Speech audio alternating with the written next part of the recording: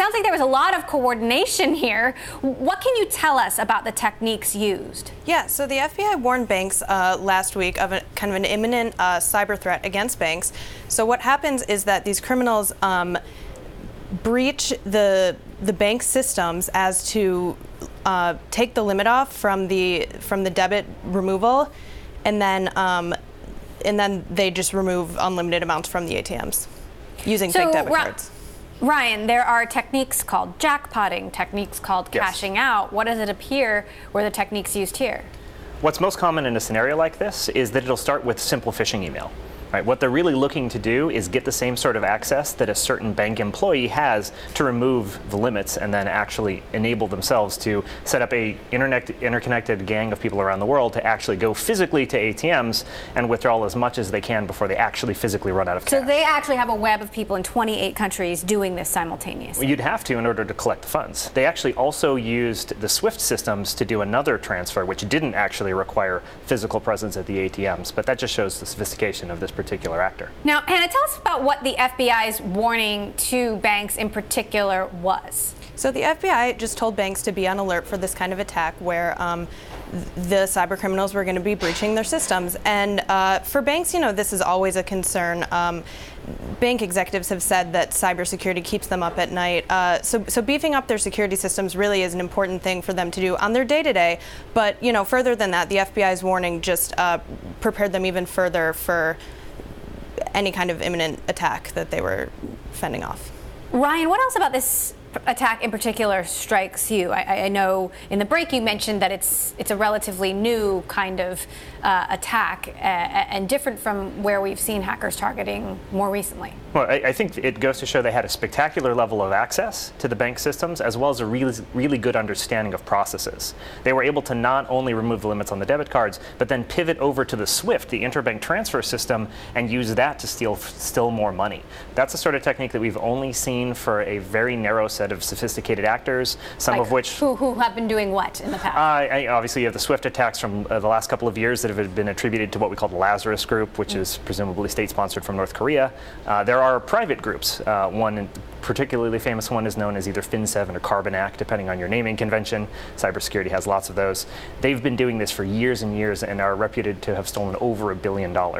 Do you think that the people behind this could also have been behind some of the crypto hacks that we've seen over the last several years? Well, certainly that Lazarus Group, the one that's distributed to North Korea, they've been extremely interested in stealing crypto, both from individuals as well as from exchanges. They've compromised many of those. But it really just goes to show there's a tremendous amount of innovation happening on the cybercrime side, but it really does go back to how do I get the most money in the shortest period of time. Hannah, what's the real impact on consumers here? That's a great question. So actually consumers, at least in the United States, consumers, there's no impact. There's zero liability for consumers on this kind of hack. And then so they get their money back in their accounts if it's taken. And then on the bank side, they have insurance policies against cyber attacks. And then also they, in their reserves, they have some money to account for loss from fraud. Ryan, how does the coming ubiquity of chip cards change the game? I mean, chip cards have been ubiquitous elsewhere for a long time, but here in the United States, it's only just becoming a reality. It really does change what the cyber criminals are going to target. Before, you had these very large databases of credit card information, and so you'd see the sort of mega breaches that happened at Target most famously and quite a few other retailers. What happened after that, though, is the chips made it quite difficult to compromise people in that sort of way. So they pivoted over to basically having access to other types of systems that would allow them to then take money physically out of ATMs. Obviously, cryptocurrency theft and the related wave of ransomware was, I think, inextricably linked up with this, and it just really pivoted the targets for the same set of cyber criminals who actually, you can use the same set of techniques for all the three of those types of attacks.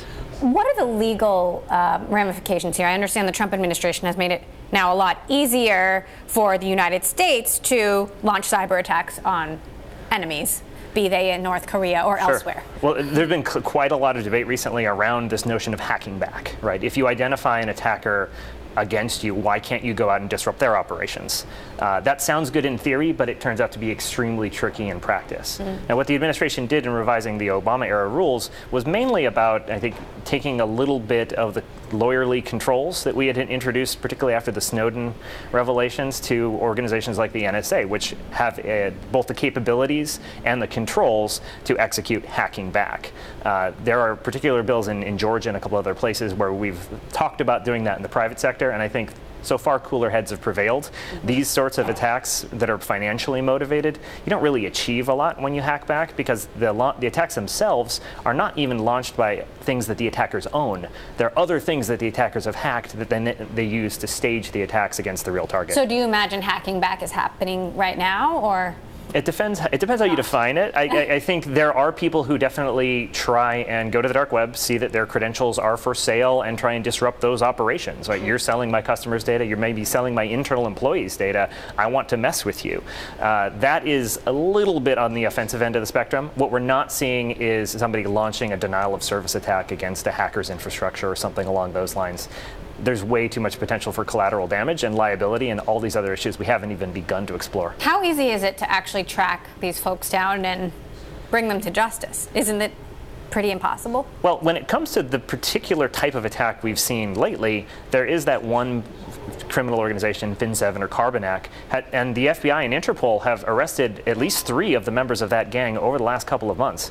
They make other types of mistakes, though. In this case, the Spanish authorities were led to the leader of that gang because he bought a luxury car and forgot to pay for it.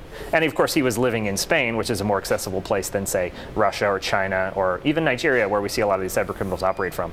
Hannah, what are banks doing right now to up their own security and try to prevent more of this from happening? Yeah, so banks are pretty tight-lipped about what exactly they do to beef up their own security, but they are, taking action. They're monitoring for these types of things, and yeah, they've said they're aware of the threat and they're working with authorities to deal with it.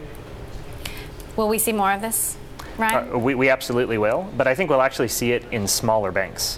One of the things that I think Hannah mentioned correctly was that banks are insured against these sorts of losses. There's actually a bank in the southeastern United States that's fighting a case against its insurer right now because they got hacked in a fairly simple way, just email phishing. Twice in a row, lost a lot of money, filed a claim, and have not yet been paid out. So as long as the cyber criminals are able to execute attacks like that, particularly against the smaller banks that don't have the budgets that the big banks have to spend on cybersecurity, and more critically, don't have the teams of skilled professionals to defend those networks and systems, we're going to see more of that.